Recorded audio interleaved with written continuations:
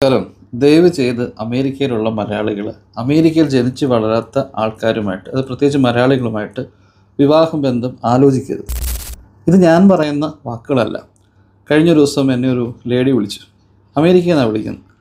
വിളിച്ചപ്പം ഇവർ അമേരിക്കയിൽ നിന്നാന്ന് പറഞ്ഞപ്പോൾ എനിക്ക് വളരെയധികം സന്തോഷം തോന്നി. കാരണം ഞാൻ പോസ്റ്റ് ചെയ്ത വീഡിയോസൊക്കെ തന്നെ എപ്പോഴും ഒരു ഇന്ത്യൻ ടൈം സോണുമായിട്ട് മാച്ച് ആവുന്ന രീതിയിലുള്ള വീഡിയോസാണ്. അപ്പോൾ അമേരിക്കയിലുള്ള ആൾക്കാർ വീഡിയോസ് കാണുന്നുണ്ടെന്ന് കേട്ടപ്പം വളരെയധികം സന്തോഷം എനിക്ക് തോന്നി. പക്ഷേ അവരുടെ കാര്യങ്ങൾ കേട്ടപ്പം ഈ സന്തോഷം എല്ലാം അങ്ങ് പോയെന്ന് വേണമെങ്കിൽ പറയാം.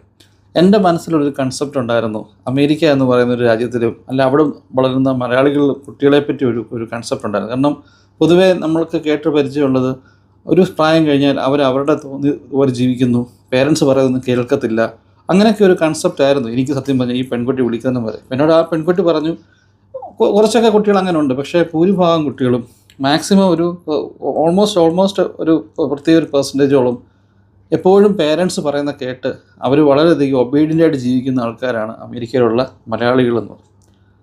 ശരിക്കും എനിക്ക് ഞെട്ടലുണ്ടായി. അപ്പോൾ എന്നോട് ആ പെൺകുട്ടി പറഞ്ഞത് അങ്ങനെ ഒബീഡിയൻ്റായിട്ട് ജീവിച്ചത് കാരണമാണ് എൻ്റെ ജീവിതം ഈ ലെവലിൽ എത്തിയത് എന്ന് ആ പെൺകുട്ടി പറഞ്ഞു. സംഭവം എന്ന് വെച്ച് കഴിഞ്ഞാൽ ഈ പെൺകുട്ടി കല്യാണപ്രായമായ സമയത്ത് ഇവളുടെ അപ്പനും അമ്മയ്ക്കും ഒരാഗ്രഹം മലയാളിയും കൊണ്ട് തന്നെ വിവാഹം കഴിപ്പിക്കണം. അങ്ങനെ അവർ മാട്രിമോണിലൊക്കെ അന്വേഷിച്ചു. അങ്ങനെ ആ സമയത്ത് ഇരിക്കുമ്പോൾ നാട്ടിൽ നിന്നൊരു ആലോചന വന്നു. അപ്പം ഈ നാട്ടിൽ നിന്ന് വന്ന ആലോചനയിൽ അവരുടെ വീട്ടിൽ 2 ആൺമക്കളാണ്. മൂത്ത മകൻ ഓൾറെഡി അമേരിക്കയിൽ ഇവർ താമസിക്കാൻ കുറച്ച് മാറിയൊരു സ്ഥലത്ത് താമസിക്കുകയാണ്.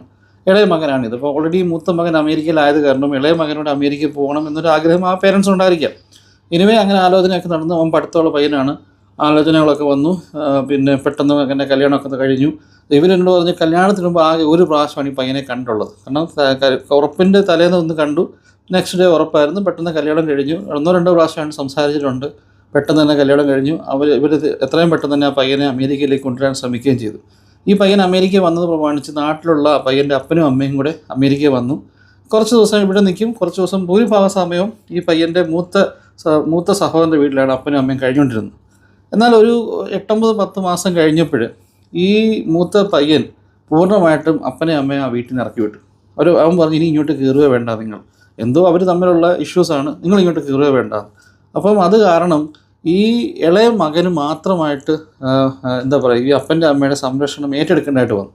അങ്ങനെ ഇവർ ഈ ഇളയ മകൻ്റെ വീട്ടിൽ താമസിക്കുകയാണ്. അപ്പോൾ എന്നോട് പറഞ്ഞു, ഈ സ്ത്രീ പറഞ്ഞതെന്ന് വെച്ച് കഴിഞ്ഞാൽ അന്ന് തൊട്ട് എൻ്റെ ലൈഫ് പ്രശ്നമായി തുടങ്ങി. മെയിനായിട്ട് നേരത്തെ പ്രശ്നങ്ങളുണ്ട് എങ്കിലും ഏറ്റവും കൂടുതൽ പ്രശ്നം അപ്പോഴാണ് തുടങ്ങിയത്. കാരണം ഇവർ വന്ന് താമസം കഴിഞ്ഞപ്പോഴത്തേക്ക് ഇവരുടെ പേഴ്സണൽ കാര്യത്തിനകത്തെല്ലാം ഈ പയ്യൻ്റെ അപ്പനും അമ്മയും ഇടപെടുകയാണ്. അവരെന്ത് ചെയ്യണം, എങ്ങനെ ചെയ്യണം എല്ലാം തീരുമാനിക്കുന്ന അവരാണ്. ഈ പെൺകുട്ടിയാണെങ്കിൽ ഞാൻ പറഞ്ഞല്ലോ, അവർ രാവിലെ എഴുന്നേറ്റ് ഡ്യൂട്ടിക്ക് പോകുന്നതിന് മുമ്പായിട്ട് ഇവർക്കുള്ള ഭക്ഷണവും കാര്യങ്ങളും എല്ലാം ഉണ്ടാക്കി വെക്കും. എന്നാലും ഇവർക്കെല്ലാം കുറ്റമാണ്. എല്ലാവരും അവരുടെ ബന്ധത്തിലുള്ള പല പെൺപിള്ളേരെ കമ്പയർ ചെയ്താണ് ഈ പെൺകുട്ടി സംസാരിക്കുന്നത്.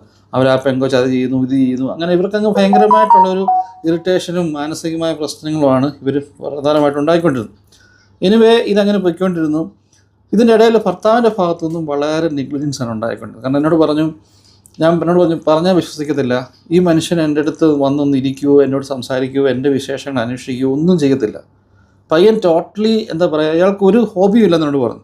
അയാൾക്ക് എന്നോട് പറഞ്ഞു സിഗരറ്റ് വലിക്കത്തില്ല, മദ്യപിക്കത്തില്ല, ഫ്രണ്ട്സിൻ്റെ കൂടെ ഒരു കമ്പനിക്ക് പോകത്തില്ല, ഒരു ഫ്രണ്ട്സുമായിട്ട് ഒരു പാർട്ടിക്ക് ഒന്നും ചെയ്യത്തില്ല, ഫ്രണ്ട്സേ ഇല്ല.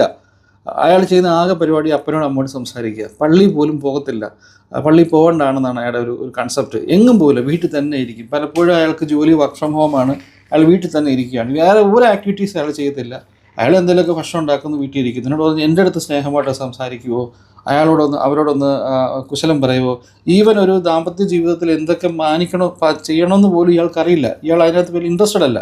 അപ്പോൾ ഞാൻ എന്നോട് പറഞ്ഞ കൂട്ടത്തിനോട് പറഞ്ഞു എനിക്കൊരു മകനുണ്ടെന്ന് പറഞ്ഞു. അപ്പോൾ ഞാൻ ചോദിച്ചു ഈ മകൻ എങ്ങനെ ഉണ്ടായെന്ന് ചോദിച്ചവരോട് പറഞ്ഞു ഇയാൾ ആകെ കല്യാണത്തിന് ശേഷം, അതായത് കല്യാണം കഴിച്ച് 1-2 പ്രാവശ്യമേ ഇവർ തമ്മിൽ ഒരു സെക്ഷൽ റിലേഷൻഷിപ്പ് ഉണ്ടായിട്ടുള്ളൂ.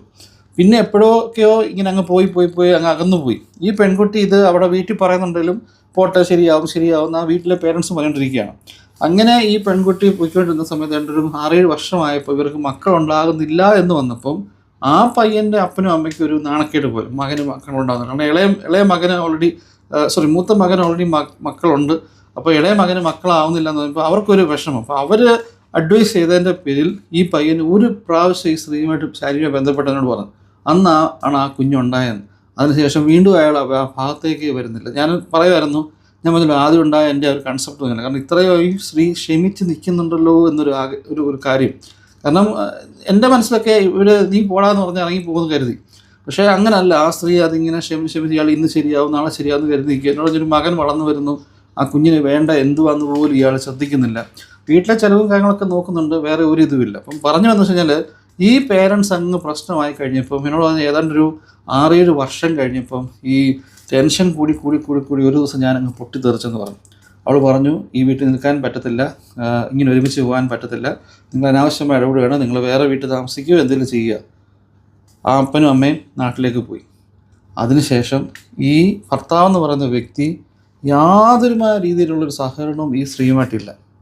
ഈവൻ അവരോട് മിണ്ടുക പോലും ഇല്ല. ഇവരെന്തെങ്കിലും ചോദിച്ചാൽ അതിന് മാത്രം ഒബ്ജക്റ്റീവ് പോലെ ജസ്റ്റ് ഒരു മറുപടി പറയും. വേറെ യാതൊരു കോൺടാക്റ്റും ഇല്ല, ഒന്നും മിണ്ടത്തില്ല, ഇവരുടെ കൂടെ എങ്ങും പോകത്തില്ല, ഒരു ഫംഗ്ഷൻ വന്നാൽ പോകത്തില്ല. എന്നോട് പറഞ്ഞു മകൻ ആകപ്പാടെ അപ്സെറ്റാണ്. കാരണം അവൻ്റെ ഒരു ബർത്ത്ഡേ പാർട്ടിക്കോ അല്ലെ മറ്റൊരു കാര്യത്തിനോ പേരൻസ് വരത്തില്ല. ടീച്ചേഴ്സ് മീറ്റിങ്ങിന് ഒന്നിനും പേരൻസ് മീറ്റിങ്ങിനൊക്കെ വിളിച്ചാലും ഒന്നിനും ഇവർ ചെല്ലത്തില്ല. ഇവർ തന്നെയാണ് മകൻ്റെ കാര്യം നോക്കുന്നത്. പൈസയും കാര്യങ്ങളൊക്കെ ഇയാൾ തരുന്നുണ്ട്, പക്ഷേ ബാക്കി കാര്യങ്ങൾക്ക് അതൊന്നും ഇയാൾ ഇടപെടുന്നില്ല. ഇയാൾ ഡിമാൻഡ് ചെയ്യുകയാണ്, എനിക്ക് ഈ ബന്ധം മുന്നോട്ട് പോകാൻ താല്പര്യമില്ല, എനിക്ക് ഡിവോഴ്സ് വേണം ഇയാളങ്ങ് ഡിമാൻഡ് ചെയ്യുകയാണ്. അപ്പം എന്നെ വിഷമിപ്പിച്ച ഒരു കാര്യം, ഈ സ്ത്രീ പറഞ്ഞതിനകത്ത് എന്നെ വിഷമിപ്പിച്ചൊരു കാര്യം എന്ന് വെച്ച് കഴിഞ്ഞാൽ, ഈ മനുഷ്യൻ്റെ ഈ ഒരു സ്വഭാവം ഈ സ്ത്രീ ചെന്നിട്ട് ഇവളുടെ സ്വന്തം വീട്ടിൽ പറയുമ്പം അവിടുന്ന് ഉണ്ടാകുന്നൊരു റെസ്പോൺസ്, അവർ പറയാണ് നീ എങ്ങനെയെങ്കിലും അതങ്ങ് ക്ഷമിച്ച് നിൽക്കുക. കാരണം അവർ പറയുന്ന വിശ്വാസപ്രകാരം വിവാഹമോചനം ചെയ്യുന്നത് പാപമാണെന്ന് പറഞ്ഞ് ഈ പെണ്ണിനെ അങ്ങ് പീഡിപ്പിച്ചേക്കുക. അവളോട് പറയുന്നത് ചെയ്യരുത്. അത് മാത്രമല്ല, അവർ വർഷങ്ങളായിട്ട് അമേരിക്കയിലുള്ള ഫാമിലിയാണ്. അപ്പോൾ എൻ്റെ അടുത്ത് പറയാണ് അതൊരു ഞങ്ങൾക്ക് വലിയ നാണക്കേടാണ്, അതായത് ഈ മകൾ ഡിവോഴ്സ് ആകുന്നത് നാണക്കേടാണെന്നാണ് ആ ഫാമിലിയുടെ ചിന്താഗതി. ഇപ്പോൾ ഈ പുള്ളിക്കാരിക്ക് ഒരു സിസ്റ്ററും കൂടെ ഉണ്ട്. അപ്പോൾ ആ സിസ്റ്ററിൻ്റെ വിവാഹം ഇതുവരെയും കഴിഞ്ഞിട്ടില്ല. അപ്പോൾ ഇവർ പറയുന്നത് നീ ഡിവോഴ്സ് ആയി കഴിഞ്ഞാൽ അവൾക്ക് നല്ലൊരു ജീവിതം ലഭിക്കത്തില്ല. അപ്പം ഈ സിസ്റ്ററും പറയുന്നുണ്ട് നീ ഡിവോഴ്സ് ആയി കഴിഞ്ഞാൽ എനിക്ക് നല്ലൊരു ലൈഫ് കിട്ടത്തില്ല, എനിക്ക് വലിയ ഇഷ്യൂസാണ്. ഇവരുടെ ഒരു കസിനുണ്ട്, അയാൾ ഒത്തിരി അവിടെ ഇച്ചിരി ആക്റ്റീവായ മെമ്പറാണെന്ന് പറയുന്നത് പല കാര്യങ്ങൾക്കകത്തൊക്കെ. അപ്പോൾ അയാളും പറയുന്നുണ്ട് ഒരു സപ്പോർട്ട് കിട്ടുമെന്ന് കരുതി അയാളോട് പറഞ്ഞപ്പോൾ അയാളും പറയുകയാണ് നീ ഇത് ചെയ്തത് വീടിനൊക്കെ ഭയങ്കര നാണക്കേടാ, നമ്മുടെ വീട്ടുകാർക്കൊക്കെ നാണക്കേടാ, എന്താ പറയുക ഡിവോഴ്സ് ആയെന്ന് പറഞ്ഞു കഴിഞ്ഞാൽ ഇവിടുത്തെ നമ്മുടെ കമ്മ്യൂണിറ്റിയിലൊരു നാണക്കേടാണ്. എന്നോട് പറയണം ഒരു 10 വർഷമായി ഞാൻ നന്നായിട്ടൊന്ന് ഉറങ്ങിയിട്ടെന്ന്.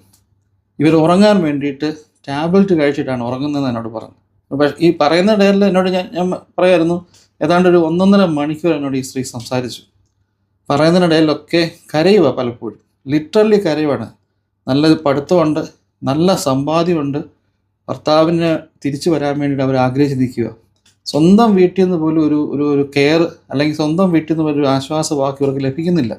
ഞാൻ പറയുമായിരുന്നു എൻ്റെ മനസ്സിലുണ്ടാകുന്ന ഒരു കൺസെപ്റ്റ്, ഓക്കെ അമേരിക്കയിലാണ്, പിള്ളേരെല്ലാം വളരെ ബോൾഡാണ്, അവർക്ക് എന്തും ചെയ്യാന്നൊരു ചിന്ത ഉണ്ടായിരുന്നു. പക്ഷേ ഇത്രയും ഞാൻ ചോദിച്ചു ഇങ്ങനെ നിൽക്കുന്നവരുണ്ട്. അപ്പോൾ എന്നോട് പറഞ്ഞു ഇതേ അവസ്ഥയിൽ കൂടെ കടന്നു പോകുന്ന കുറേ ആൾക്കാരുണ്ട്, അത് ആണുമുണ്ട് പെണ്ണുമുണ്ട്. അവിടെ ജീവിച്ച് വളർന്നവർ, അപ്പൻ്റെ അമ്മയുടെയും വാക്ക് കേട്ട് അപ്പൻ്റെ അമ്മയോടും അനുസരണയോട് ജീവിക്കുന്ന ആൾക്കാർ ഇവിടെ ഉണ്ട്. പക്ഷേ അവർ എന്നോട് പറഞ്ഞു ഈ ഒരു ജനറേഷൻ കൂടെ ചിലപ്പോൾ കാണത്തുള്ളൂ, അടുത്ത ജനറേഷൻ ഒന്നും ഇങ്ങനെ ഉണ്ടാകാൻ വഴിയില്ല എന്നോട് പറഞ്ഞു. പക്ഷേ ഞാൻ പറഞ്ഞു വരുന്നത് നമ്മൾ ദോഷമാണ്, നമ്മളുടെ കുഞ്ഞാണ്, നമ്മളുടെ മകളാണ് ഒരു അനുഭവിക്കുന്നൊരു പ്രശ്നം തരുമ്പോൾ എന്തോ സ്റ്റാറ്റസാണ്, എന്തോ പാവമായി പറയുന്നത്. ശരിയായിരിക്കും, വിശ്വാസപ്രകാരം ചിലപ്പം പാവമാണെന്നൊക്കെ പറയുമായിരിക്കും, പക്ഷെ ഒത്തുചേർന്ന് പോകാൻ പറ്റുന്നില്ല. ഈ സ്ത്രീ ഇങ്ങനെ മാനസികമായ പ്രഷർ കൂടി ഒരു ദിവസം ഇവർക്ക് എന്തെങ്കിലും ഒരു വലിയൊരു അപകടത്തിലേക്ക് ഇവർ എത്തുകയാണ്, അല്ലെങ്കിൽ ഇവരെ തീരുമാനം എടുക്കുകയാണ്. അന്നേരം ഇരുന്ന് നെഞ്ചത്തടിച്ച് കരഞ്ഞിട്ട് ഇപ്പം നമ്മൾ ഈ പറയുന്ന കുടുംബ മഹിമ എന്നൊക്കെ പറഞ്ഞ് വലിയ കാര്യത്തിൽ നിൽക്കുമ്പോൾ നാട്ടിലൊക്കെയാണെങ്കിൽ നമുക്ക് പിന്നെ വിശ്വസിക്കാം, ഒക്കെ അല്ല ചിന്തിക്കാം. ഇത്രയും മോഡേണായ ഒരു രാജ്യത്ത് നിന്നിട്ട് ഇതിനെപ്പറ്റി ഇങ്ങനെ പിടിച്ചത് എൻ്റെ കുടുംബമഹിമ കാരണം എൻ്റെ മോളുടെ ജീവിതം നശിച്ചാലും കുഴപ്പമില്ല, അല്ലെ അവൾ ഡിവോഴ്സ് ആയാലും കുഴപ്പം ഉണ്ടാകരുതെന്ന് കരുതി നിൽക്കുന്ന ആൾക്കാരെന്ന് പറഞ്ഞു കഴിഞ്ഞാൽ എന്ത് ചിന്താഗതി. എനിക്കത് അക്സെപ്റ്റ് ചെയ്യാൻ പറ്റുന്നില്ല, ഉള്ള സത്യം പറഞ്ഞാൽ. പേഴ്സണലി എൻ്റെ ഒരു ഇതിൽ പറ്റില്ല. ഞാൻ ആ പെൺകുട്ടി പറഞ്ഞു നിങ്ങൾ എത്രയും പെട്ടെന്ന് ഡിവോഴ്സ് മേടിക്കണം, നിങ്ങൾ ഫ്രീ ആയിട്ട് ജീവിക്കുക. കാരണം എന്നോട് പറഞ്ഞു എനിക്കിപ്പോൾ ആ പുള്ളിക്കാരിക്ക് 43-45 വയസ്സായെന്ന് പറഞ്ഞു. ഞാൻ പറയുന്നത് ഒരു മനുഷ്യൻ്റെ ഒരു മനുഷ്യ ആയുസ്സിൽ ഏതാണ്ട് 60-70% കഴിഞ്ഞു. നമുക്കിപ്പോൾ വേണമെങ്കിൽ അമേരിക്കയ്ക്ക് വേണമെങ്കിൽ പോകാം, ലണ്ടന് വേണമെങ്കിൽ പോകാം, അല്ലെങ്കിൽ എങ്ങോട്ട് വേണമെങ്കിൽ നമുക്ക് ട്രാവൽ ചെയ്യാം. നമുക്ക് ആരുടെ ആവശ്യമില്ല, വിസയും മറ്റു കാര്യങ്ങളും പൈസ ഉണ്ടെങ്കിൽ നമുക്ക് എങ്ങനെ വേണമെങ്കിൽ ട്രാവൽ ചെയ്യാം, നമുക്ക് വേണമെങ്കിൽ ഡിസൈഡ് ചെയ്യാം. പക്ഷേങ്കിൽ ഈ ഇരിക്കുന്ന കസേരയെന്ന് തൊട്ടപ്പുറത്തിരിക്കുന്ന ബാത്റൂമിലോട്ട് പോകാൻ മറ്റൊരാളുടെ സഹായം വരുന്നൊരു സമയമുണ്ട് ലൈഫിൽ. ആ ഒരു സമയത്തിലേക്ക് എത്താൻ വേണ്ടിയിട്ട്, അതായത് ഇപ്പോഴത്തേക്ക് ഒരു സ്റ്റേജിൽ നിന്ന് ആ ഒരു സമയത്തിലേക്ക് എത്താൻ വേണ്ടിയിട്ട് ഇപ്പോഴത്തെ ഞാൻ ഈ പറയുന്ന പ്രായമുള്ള ആൾക്കാർക്ക് വലിയ ദൂരമൊന്നുമില്ല. അല്ലെ, പ്രതീക്ഷിക്കാതെ പോകും. എൻ്റെ ഫാദറിൻ്റെ കേസ് പറയുകയാണെങ്കിൽ പുള്ളി വളരെ ഹെൽത്തി ആയിട്ടിരുന്ന മനുഷ്യനാണ്. കഴിഞ്ഞ നവംബറിൽ വരെ വളരെ എൻ്റെ സിസ്റ്ററിൻ്റെ കല്യാണത്തിനകത്തൊക്കെ പയർ പോലെ ഓടിയിടുന്ന മനുഷ്യനാണ്. എൻ്റെ വീഡിയോണി സമയത്തൊക്കെ വളരെ ആക്റ്റീവായിട്ടിരുന്ന മനുഷ്യനാണ്. പെട്ടെന്നായിരുന്നു പപ്പയ്ക്ക് വയ്യാഴിക വരുന്നത്. ഒരു 10-10.5 മാസം കൊണ്ട് പപ്പ പെട്ടെന്ന് ഡൗൺ ആയിപ്പോയി. ലാസ്റ്റൊക്കെ ആയപ്പോഴത്തേക്ക് നമ്മൾ ശരിക്കും നമ്മുടെ ഒരു നമ്മളുകൂടെ പിടിച്ചെങ്കിലേ പപ്പയ്ക്കൊന്ന് ബാത്റൂമിലോട്ട് പോകാൻ പറ്റത്തുള്ളൂ. ഞാൻ ആരോഗ്യമായിട്ടിരിക്കുന്ന മനുഷ്യൻ, 65 വയസ്സേ ഉണ്ടായിരുന്നുള്ളൂ. ഒരു മനുഷ്യൻ്റെ മനുഷ്യായുസ് കഴിഞ്ഞു. എന്തിനു വേണ്ടിയിട്ടാണ് സാക്രിഫൈസ് ചെയ്ത് സ്വന്തമായിട്ട് ജീവിക്കുക? അവന് ഒരു ദിവസമെങ്കിലും ഞാൻ ആ സ്ത്രീയോട് പറഞ്ഞു, നിങ്ങളൊന്ന് സ്വസ്ഥമായിട്ട് ഉറങ്ങാൻ നിങ്ങൾക്ക് പറ്റുന്നുണ്ടോയെന്ന് ചോദിച്ചു. അവർക്കില്ല. അവർ ടാബ്ലറ്റ് എടുത്തിട്ടാണ് ഉറങ്ങുന്നത്. എന്തൊരു ദോഷമാണ്! ഇത്രയും ഡെവലപ്ഡ് ആയിട്ട് ഒരു രാജ്യത്തൊക്കെ നിൽക്കുന്ന മലയാളികളോടെ ഞാൻ ഈ പറയുന്നത്. നിങ്ങൾ ഈ വീഡിയോസൊക്കെ കാണുന്നുണ്ടെന്ന് ആ പെൺകുട്ടി പറഞ്ഞപ്പോഴാണ് ഞാൻ അറിയുന്നത്. കാണുന്നുള്ള സ്ഥിതിക്ക് നിങ്ങൾ ചിന്തിക്കുക. നിങ്ങൾ സ്വന്തം മകളെ, എന്നോട് പറഞ്ഞ ഒരാളല്ല മോഹൻ, ഇഷ്ടം പോലെ ഇതേ ഞാൻ അനുഭവിക്കുന്ന അതേ അവസ്ഥയിൽ കൂടെ കടന്നു പോകുന്ന ആണും പെണ്ണുമായിട്ടുള്ള ഒരുപാട് ആൾക്കാരുണ്ടെന്ന് പറഞ്ഞു. ചിന്തിക്കണം, ദോഷമാണ്. നിങ്ങൾക്കുണ്ടായ മകള് ഒരാൾ സ്വസ്ഥമായിട്ടൊക്കെ ഒരു ദിവസം ഉറക്കം മിസ്സാവുന്നവരായിരുന്നു. എന്നോട് 10 വർഷത്തിന് മേളിലായി ഞാൻ സ്വസ്ഥമായിട്ടൊന്ന് ഉറങ്ങിയിട്ടെന്ന്. മരുന്നിൻ്റെ സഹായത്തോടെ ഉറങ്ങേണ്ട ഒരു അവസ്ഥ ഒന്ന് ആലോചിച്ച് നോക്കി, ചിന്തിക്കുക. Thank you.